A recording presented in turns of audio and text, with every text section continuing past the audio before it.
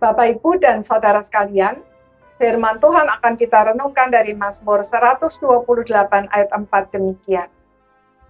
Sesungguhnya demikianlah akan diberkati orang laki-laki yang takut akan Tuhan.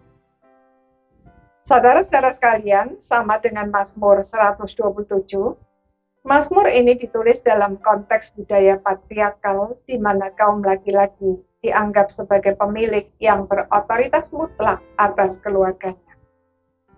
Inti berita Mazmur ini ada di ayat 1 dan 2, yaitu berbahagialah setiap orang yang takut akan Tuhan, yang hidup menurut jalan yang ditunjukkannya. Dan bahwa setiap orang yang berbuat demikian akan dibuat Tuhan berhasil dalam pekerjaannya, sehingga bisa menikmati hasil jerih payah tangannya dan baik keadaannya. Jadi, Mazmur ini bukan hanya berbicara tentang kaum laki-laki, melainkan tentang semua orang, baik laki-laki maupun perempuan, yang takut akan Tuhan. Masalahnya adalah apa yang dimaksud dengan takut akan Tuhan itu. Saudara, takut akan Tuhan tidak sama dengan ketakutan karena melihat sosok yang selalu mengawasi dan menghukum setiap kesalahan kecil yang kita lakukan.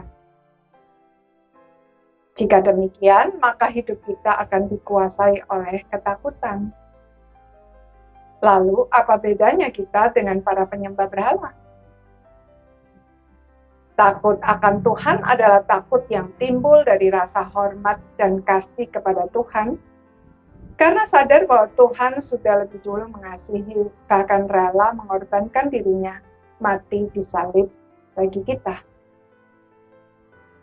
Orang yang demikian hidup menurut jalan yang ditunjukkan Tuhan, bukan karena takut berbuat salah lalu dihukum, melainkan karena rindu untuk senantiasa menyenangkan hati Tuhan, seperti seorang anak yang rindu menyenangkan ayah yang sangat dikasihinya.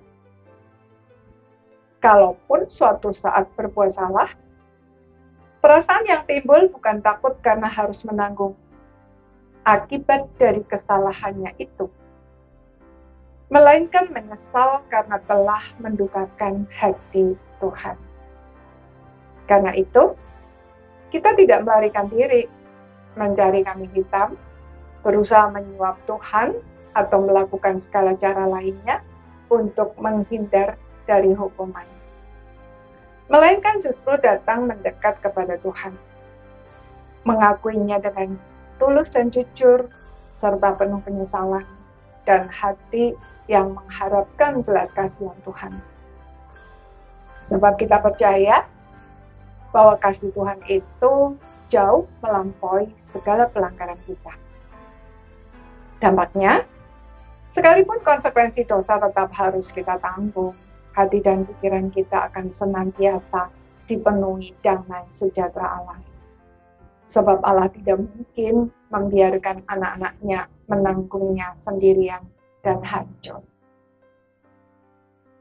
Dia pasti menyertai, bahkan menjadikannya sebagai momen untuk membentuk kita semakin indah.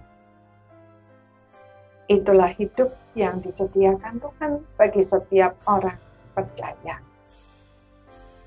Sudahkah kita memilikinya? Amin.